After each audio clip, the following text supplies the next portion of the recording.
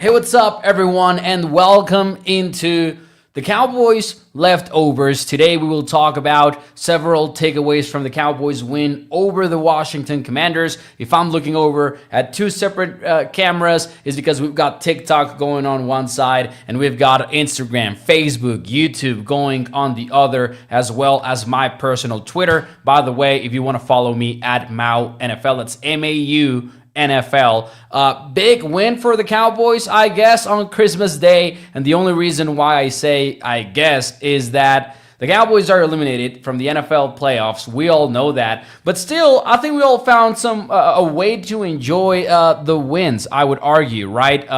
After all, it's the Cowboys. You want to watch them play some football. You want to watch them win unless you are worried about NFL draft positioning. I got to be real with you. If the Cowboys were like in position to pick in the top 3 of the NFL draft in 2026, I would be all for rooting against them on game day. But since we're talking about like somewhere between pick 12 and pick 16, it feels like, dude, I'm not concerned about that. When the Cowboys are on, I want them to win, especially on Christmas Day. But anyways, hope that you guys had a fantastic December 25 or 24th.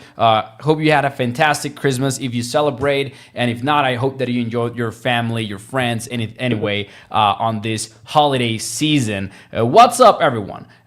First takeaway of the day to me is the Cowboys have a pending decision on Dak Prescott. And I think it got harder after the Christmas Day game against the Commanders. And what I mean by that is the Cowboys have a Week 18 matchup coming up. It's against the New York Giants. And the plan all along was for Dak Prescott to play the freaking game, right? The Cowboys were like, hey, we don't care we lost to the Lions. We don't care we lost to the Vikings. We are playing to win, to close out the season. And so far, that's what we've seen, at least in terms of their effort, right? They played starters versus the Chargers. The game didn't matter, but they did. They played starters on Christmas Day versus the Commanders.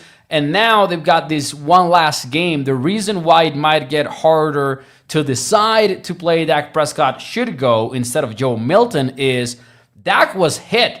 Dak was hit a lot on Christmas. Dude got sacked 6 times, and he got hit an additional 11 times by the Commanders. Now, we're not talking about the Myles Garrett-led Browns here. We're talking about the Commanders, who have had one of the worst defenses in the entire NFL all season long. The Cowboys, the Bengals, and the Commanders have been the bottom 3 defenses in the entire league, and Dak was getting hit. Do you want to go up against the Giants and play Dak with that in mind? Left tackle Tyler Guyton is not coming back, so the Cowboys are likely going to still play Tyler Smith at tackle. And listen, I love Tyler Smith. He is an all-pro caliber talent. If he continues to play at guard, he has the makings of a Hall of Famer.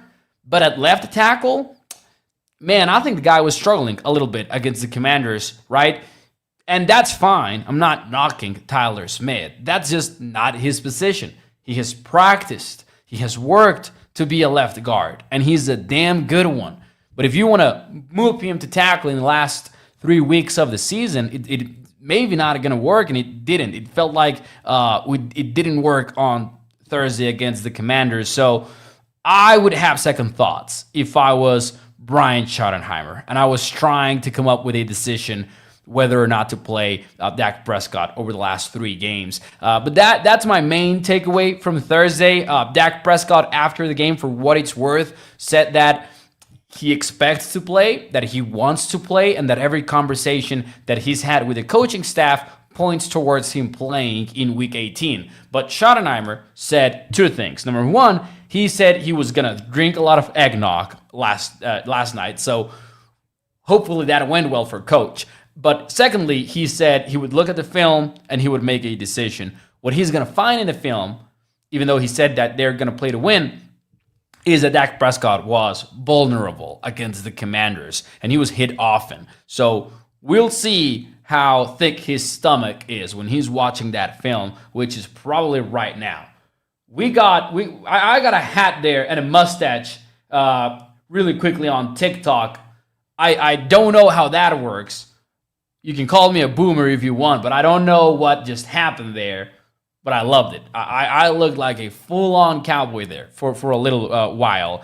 Let's see some of the comments here. Shout out to Daniel who says, hey, everyone, happy Friday. Same to you, my man. Shaquille Leonard here says, we need a new defensive coordinator. And he says, Eberflug has to go to Syracuse College football team, can score on our defense. And dude, I absolutely get your frustration, Shaquille. I absolutely do. And I've got good news for you. And this is actually the perfect segue into our second takeaway, our second leftover takeaway from Cowboys versus Commanders. And that is, Eberflus, dude, he couldn't afford to struggle on this particular game. When the news came out that Marcus Mariota was not going to play on Thursday, my instant reaction was, talk about a nothing to gain, everything to lose scenario for Matt Eberflus. Because, say the Cowboys would have taken the field on Thursday and let's imagine for a moment that they would have had a dominant performance, right? Let's imagine that the Cowboys defense goes out there on Christmas Day and shuts out the Commanders, and the defense plays great, and they get some sacks, and they get maybe a takeaway or two. Let's imagine that for a second, right? How does that move the needle for Matt Eberflus? Because that would have been slowing down Josh Johnson, the third quarterback on the Commanders, a guy that was starting his 10th game ever despite arriving to the NFL all the way back in 2009. I don't think it would have moved the needle. I just think it would have been one of those situations where, hey, well, congratulations. You played a backup, right? And you played a team that is struggling to move the football without Jaden Daniels and has struggled all year long. But if you looked bad against them, which is what happened, then it would have been it was always going to be a terrible look. And that's what happened. The first half, the Cowboys have this big lead. They are 24-10 going into halftime. That was a deceiving scoreboard because at that time, the Commanders were averaging over 8 yards per play. The only thing was that the Cowboys held on to the football for so freaking long that the Commanders were able to put up only 10 points on the board. But Dallas had like a 19-minute time of possession while the Commanders had like 10. So that's why the Commanders were not putting points on the board. But Devo Samuel was making plays. Josh Johnson was making plays. Ja'Cory Krosky-Merritt had that 72-yard touchdown run. It was, a bad outing for the Cowboys defense. But I've got some good news for you, Shaquille, and everyone in the chat who is ready to move on from Matt Eberflus. I've got some good news for you guys. And it is that Jerry Jones sounds fed up with Matt Eberflus. He has for a while. We've discussed it here in the live show and throughout the week with our short form videos. We've talked about it, right? But today, Jerry Jones goes out there and I will read you the quote from Jerry Jones, okay? For those of you who maybe didn't notice it, Logan Wilson, the former Bengals linebacker who the Cowboys acquired via a trade back in November, Logan Wilson did not play. It was all Shamar James. It was all Kenneth Murray. Now, I don't think Kenneth Murray belongs in the NFL as a starting linebacker. I don't think he does. But I will be honest with you, Logan Wilson cannot move. Logan Wilson is clearly not the same guy that he was a few years ago. And he's been dealing with that calf injury, and maybe there's a lot of context there. But the Cowboys go out there, they don't play Logan Wilson. That's a big point. Today, Jerry Jones is asked about it on radio, and I will read you the quote. I will read you the quote, because talk about the owner being fed up with Matt Eberflus. This is what he said, and I quote, "I don't have an explanation for you for why Wilson wasn't in there. We planned to have him in there. He needs to be in there. He has good instincts. The reason we got him was because he reads the play quick and can basically be in his lane of responsibility and react quick. It's critical that a linebacker has quick reacting ability. He's able to do that. That's why we got him. Translation for you guys. I don't know why Matt Eberflus did not play Logan Wilson. That's what Jerry Jones is telling you. He's giving it to you straight. He is against the decision to not play Logan Wilson. And Jerry Jones, man, it's just been getting clearer and clearer. He is ready to move on. He is ready to turn the page on Matt Eberflus. I think the day after the season ends, we get the news Eberflus is fired for the Cowboys. I think Matt Eberflus, I think Jerry Jones is making it pretty clear to you. Now, I will agree with Rudy here, though, who says, hey, Jerry Jones is full of BS. And you know, Rudy, I cannot disagree with you in you know, in a lot of areas there. Because I do think Jerry Jones likes to say a lot of things that he doesn't really mean when he's talking to the media. But I do think we can read a little bit between the lines here, because the comments from Jerry have been consistent in Jerry Jones is always coming at you with a pitch, right? He's always trying to sell you on something, and you got to figure out what that something is. When the Cowboys traded away Mike Parsons, it was all about, and it was a bold pitch, but he told fans, we're going to be better, not just in the long run, but we're going to be better now because we got someone who can stop the run. Now, that was BS, but that was what he was trying to pitch you. And that's what matters to us here, because what he is trying to pitch you, and has been for a couple of weeks now, is we're missing the playoffs because of the DC. If you really listen to what he's trying to tell you, that's what he's trying to tell you. There are some concerns about the Cowboys offense, right? We all have them. They clearly have elite upside, but it's not consistent.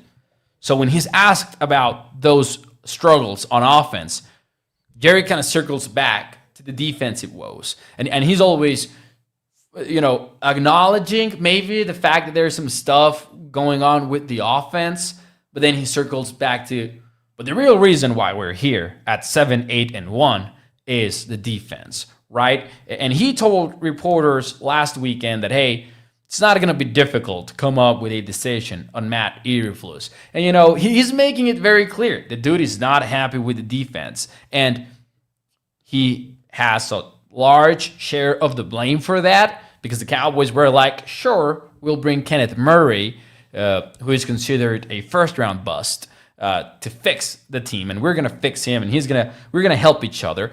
Said the same thing about Kyle Elam, said the same thing about Solomon Thomas, and Solomon Thomas hasn't been a bad player like Elam and Murray have, but like still, you get the way that they built the defense.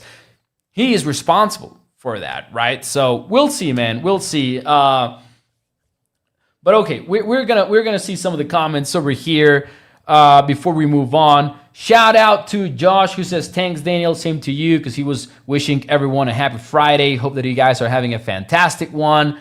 Shaquille says, I like Logan. We keep him, move on from Kenneth Murray. And here's what I think. I would play anyone over Kenneth Murray at this point. Shaquille, I would play you before I would play Kenneth Murray. But dude, still worried about Logan Wilson. And I do wonder if we get to next season, and out of the 6 players that you acquired via trade, there are only 2 on the team. I think there's a scenario where Logan Wilson does not make it back, where Kenneth Murray does not make it back. Kyle Elam is not on the team anymore, so there's that. And then I think there's a scenario where Kenny Clark does not make it back. Now, Kenny Clark has played well, hasn't been a superstar, but he has played well. But he's got a $21 million cap hit in 2026. No guaranteed money, so the Cowboys can open up a bunch of cap space. I wouldn't be surprised if they move on from him. And I think that's just not going to be a great look on the front office. I just don't think it's going to be a good look. But anyways, here, shout out to Edgar, who's here in the comments. He says, what do you prefer, Brian Flores as the new DC or active in free agency and sticking with Eberflus? I think I would prefer Brian Flores. I don't think we're going to get an active free agency, though, anyway, so I might be biased on that front. Because in order for Matt Eberflus's defense to work, and we have learned this, you are going to need to bring in star players on defense. And the amount of talent that you need based on what we saw from Matt Eberflus this season, I don't think you're going to get it, even if you are active in free agency. So I would say Brian Flores, because at least Brian Flores can get funky. At least Brian Flores can start sending all-out blitzes and this guy's coverages and try to manufacture some stuff with what you've got. Not to mention, I freaking love Brian Flores, so I'm biased on that side of things as well. Shout out to Joey Bella, who says, Mauricio, missed you going live, bro. Hey, man, happy to be back. We're going to be doing this live stream around this time on Fridays. Pretty much, it's going to be noon Central Time every Friday, it seems like, at least for a while. We're going to be playing out with some different content ideas, and it's going to be fun, man. I'm glad to be back as well on the A2C Sports side of things. Hey, shout out to everyone on the TikTok side of things. We've got Jim Leonard from Clint. He's posing a question here. Jim Leonard as DC, Al Harris, or Brian Flores? Dude, Al Harris, the former Cowboy, he has been cooking with the Bears, but I got to go with Brian Flores here because he's got such a long track record. And the problem with Harris is defense right now, and it's also a talent problem. I don't want to blame Harris for it, is that they're taking the ball away a lot, but they're struggling when they're not taking the ball away. I'm talking about the Bears defense here. So I would say Brian Flores. I would go with Brian Flores. Hey, shout out to Blunt of... That's a great username. He says 16 years old, almost 16 years old, almost got it right. Decade off, though. 26 years old. Shout out to Blunt, man. Appreciate you joining the show. 49ers versus the Bears. Who is winning? Dude, that is such a trick question because it's so tough to get right. I went with the Bears on my pick'em. The only reason why I went with the Bears is that what I just told you. I've got questions about the Bears defense when they don't take the ball away. I think they would have lost against the Ravens last weekend, not against the Packers, last weekend when they had that Jordan Love injury and Malik Willis had to play. Dude, I think it's going to be the Niners with the quote-unquote upset, but they're actually the favorites in the betting world. I did not know that until a day ago. So there's that, ladies and gentlemen.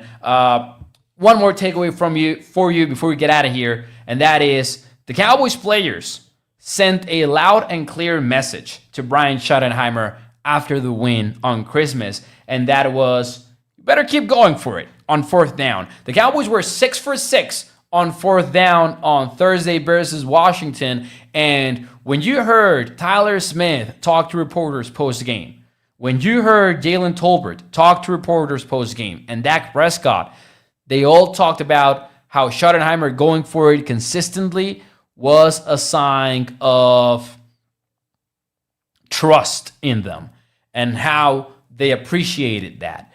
And Dak Prescott said going into the game, that was always the plan. The Cowboys went into it thinking we're going to be going for it early and often, right? And that's what they did. It worked out.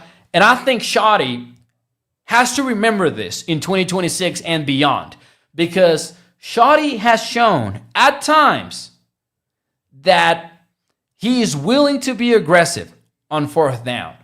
But he's been so inconsistent with it that it bothers me, right? There's been so many instances where he gets to the line of scrimmage, the Cowboys get to the line of scrimmage, and they're just trying to draw the opponent off sides. I want to see consistent aggression on fourth down, so we'll see if that happens For now, though, it's going to be all for me. Appreciate you guys. Hey, shout out to Rolando, who says, haven't heard you in a long time. You lost your Spanish accent. Go Cowboys. Hey, man, for those of you who don't know, I'm in Mexico. I'm from Mexico. And I know that accent still shows up here and there. It is what it is, right? You cannot fully eliminate the accent. But hey, I appreciate you, man. Thank you for joining the show. What is up to Mr. Mike? Appreciate you guys joining the show today. Shout out to Valentin, who says they decide to rely on offense rather than defense. And with the talent that they've got, it just makes sense to do things that way, right? So anyways, shout out to all of you for joining the show. Appreciate everyone on the Instagram side of things. Shout out to Rogelio as well.